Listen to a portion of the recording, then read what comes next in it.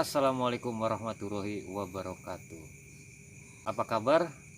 Buat lulu yang lagi pada nonton video gue, semoga selalu berada dalam lindungan Allah Subhanahu wa Ta'ala, dilancarkan rizkinya dan dilancarkan segala urusannya. Masih dalam lingkungan kampung di mana tempat gua tinggal. Kali ini ada kejadian yang bikin geger di kampung gua ini. Dan kejadian ini berhubungan dengan benda mistis. Penasaran dengan ceritanya? Tonton video ini sampai habis dan pastiin lu udah subscribe channel Jejerih Official. Waktunya nyohor, nyoblak horor.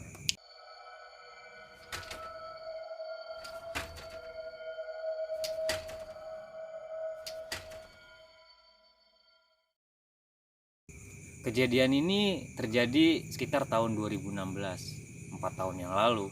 Jadi di rumah temen gua itu ada sebuah keris yang memang umurnya cukup lumayan tua. Dan si keris ini disimpan sama temen gue udah sekitar 2 tahun. Emang sih kerisnya nggak menarik-menarik banget ya, karena emang udah tua, kusam. Cuma memang dia punya daya tarik tersendiri. Si keris ini tuh bisa berdiri menggunakan ujungnya tanpa disanggah benda apapun. Entah karena memang dia punya keseimbangan yang bagus atau memang ada penunggunya. Nah, buat orang-orang di kampung gua ini yang memang kita cukup lumayan kental ya dengan dunia gaib, karena semakin orang-orang tersebut percaya dan banyak orang yang yakin dengan dunia mistis, maka kekuatan gaib tersebut akan terasa lebih kental. Si keris ini ditemuin sama temen gue tuh secara nggak sengaja. Jadi dia lagi jalan-jalan di tanah kosong gitu ya. Terus dia nemuin kotak. Nah, si keris ini tuh dia nemunya itu ada kotaknya warna kuning keemasan, dan di dalam kotak itu ada kain putih yang memang ngebungkus itu keris, dan wanginya itu wangi kembang 7 rupa. Bicara soal penunggu dari keris ini, pernah ada orang tua atau bisa disebut sepuh lah di kampung gua ini, dia nyoba interaksi dengan siapa dan apa yang ada di dalam keris tersebut. Dan katanya ada wanita yang nungguin keris ini. Ada beberapa kejadian yang akhirnya bikin temen gua ini berusaha buat ngebuang itu keris. Jadi banyak gangguan-gangguan dan aura-aura negatif yang dia rasain setelah menemuin itu keris. Dia pernah waktu itu naruh keris itu ke tempat semula di mana dia temuin.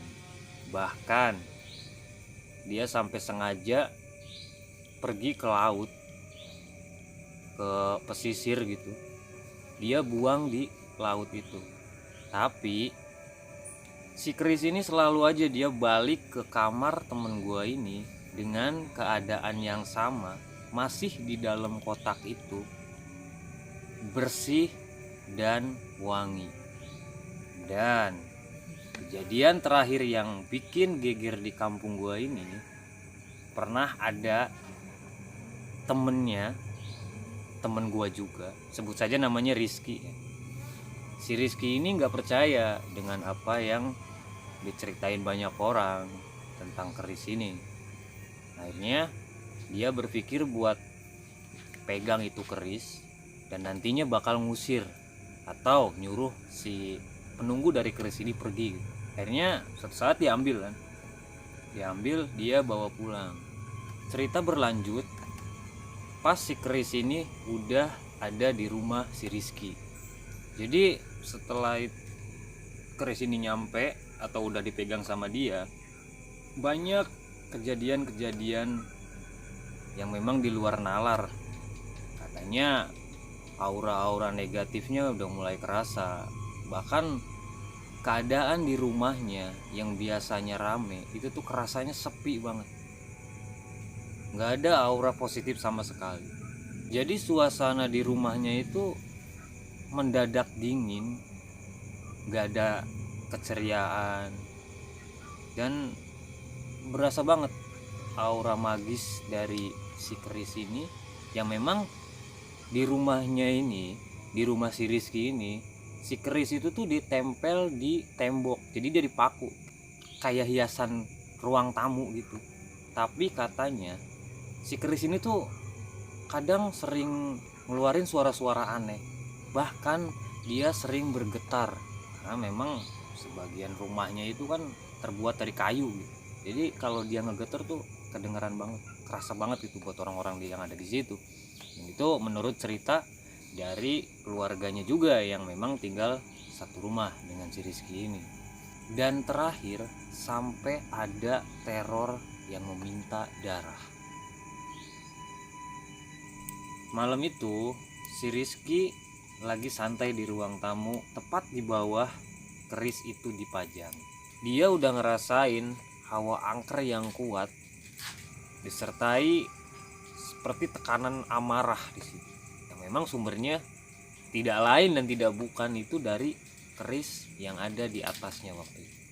Dan si Rizky mencoba menekan rasa takutnya sampai akhirnya dia tertidur di sofa itu. Tapi di dalam tidurnya si Rizky mimpi aneh. Jadi dalam mimpinya ini dia itu posisinya sama di sofa itu, lagi santai, tapi ada hal yang aneh yang dia rasain di situ. Dia ngerasain kakinya tuh kayak dingin banget. Nah terus pas dia lihat ke kakinya, di situ ada seorang cewek. Dia pegang kenceng kaki si Rizky dan dia bilang, "Antar saya pulang malam ini." Di situ si Rizky kaget, dia berontak di situ, dia teriak di situ. Tapi semakin dia berontak, si cewek ini tuh makin kenceng megangin kakinya. Jadi kayak nggak mau lepas gitu. Wah di situ si Rizky teriak, pengennya lari, tapi kayaknya dia nggak mampu. Nah kalau di kampung gue sih namanya rep-repan ya. Akhirnya si Rizky terbangun. Nah terus setelah dia buka mata, sambil kaget kan dia masih heran gitu. Dia coba nyadarin diri, dia fokus ngelihat ke keris yang dia pajang di atas sofa itu. Dan kerisnya masih ada di situ. Dia berpikir mimpi tadi itu ada kaitannya dengan keris ini. Tapi pas si Rizky coba buat berdiri, yang memang niatnya mau ngambil itu keris. Jadi pas dia lagi berdiri, tiba-tiba dar, keris itu meledak. Terdengar suara letupan dari si keris ini. Si Rizky kaget. Tapi pas dia lagi ngelihat itu keris, jadi intinya nggak kelihatan gerakannya gitu. Dia nengok ke tembok kan. Si keris ini taunya udah nancep di kaki si Rizky. Itu nancep sampai tembus ke lantai kayu di rumah itu. Otomatis kayak kakinya tuh dipantek di lantai itu. Wah sontak di situ si Rizky ngejerit kesakitan, dia teriak. Sampai akhirnya tetangga yang memang ngedenger teriakan si Rizky ini, dia datang. Mereka berdatangan ke situ terus nyabut keris itu dari kaki si Rizky. Nah setelah itu para tetangganya coba buat ngehubungin orang tuanya yang memang lagi ada di luar kota. Nah anehnya pas orang tuanya ditelepon, kebetulan keluarga si Rizky dari Jawa juga nelpon ke orang tuanya. Dia bilang besok paginya atau besoknya itu saudaranya mau datang ke rumah. Jadi si orang tuanya itu udah janjian mau pulang gitu. Dan kata saudaranya yang di Jawa ini, udah 2 malam ini dia ngerasain ada yang aneh di rumah si Rizky ini. Jadi si keris ini kan udah 3 malam di situ kan. Nah dari 2 malam sebelumnya tuh keluarganya udah punya feeling nggak bagus gitu. Akhirnya telepon.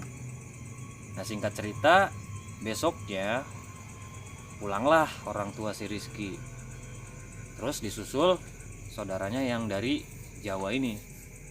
Nah setelah semua udah ngumpul, ceritalah si Rizky ini. kejadian apa yang dia alamin semalam dan kenapa, dari mana itu keris dia dapat. Setelah semua diceritain, nah kata saudaranya ini, dia nanya, coba ambil kerisnya, saya mau tahu.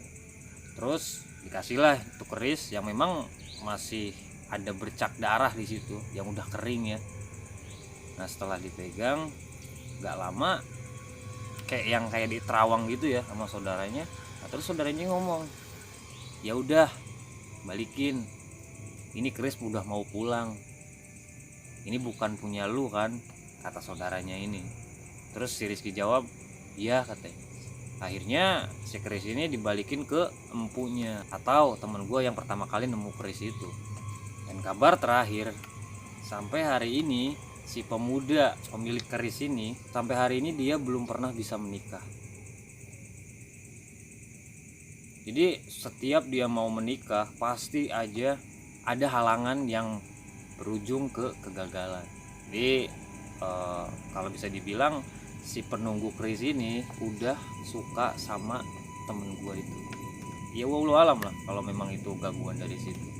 Dan bicara soal si Rizky, setelah kejadian itu, waktu itu sekitar seminggu setelah kejadian yang dia alamin, dia sakit-sakitan dan akhirnya dia meninggal. Nah pesan buat kalian, hati-hati kalau kalian nyimpen benda pusaka, karena belum tentu benda itu nggak ada penunggunya. Dan kalau memang ada, terus dia nggak betah sama lu, itu malah bikin petaka. Wallahu a'lam bishawab. Segitu aja video cerita dari gua kali ini. Biar lu nggak ketinggalan video cerita gua selanjutnya, jangan lupa subscribe, like, and comment.